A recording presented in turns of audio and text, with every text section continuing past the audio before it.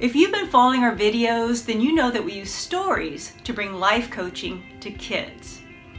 But why do we use stories as the basis for our life coaching for kids curriculum? Well, I'd love to share the reasons for that, and the first is brain science.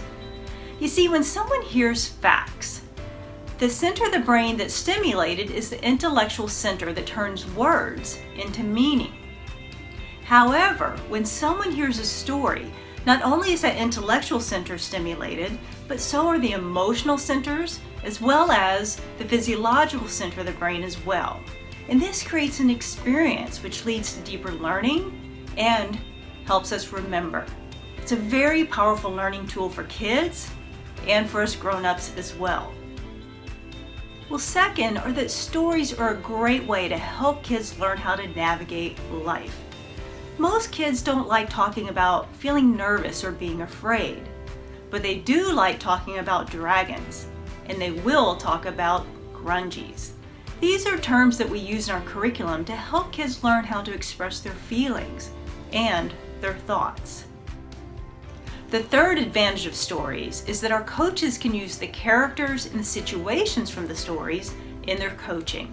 So for example, the story that we use to teach about self-confidence is called Canville and Can'tville, A Tale of Two Towns. And it's a powerful story of helping kids see the difference between having an I can do it attitude versus having an I can't do it attitude. So let's say that a coach is working with a child and that child's really getting down on himself, thinking he can't do something.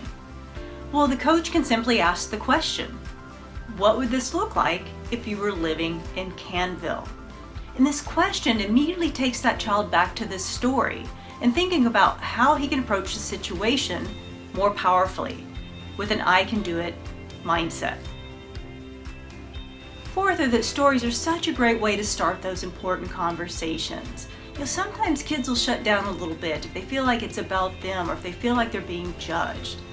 Stories give kids a chance to experience the skill through the situation that the characters are facing. And then that opens the door for them to apply that skill to their own lives with the support of a coach. So for example, let's say that a child is dealing with respect, having some issues with being disrespectful.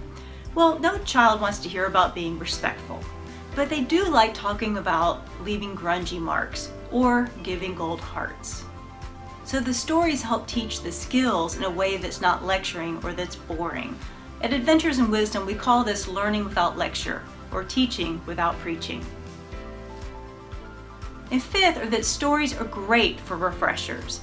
Kids are learning a new skill and sometimes they need a review. So hearing a story over and over helps review that skill and refresh the lesson without being lectury or boring. And finally, stories are just plain fun.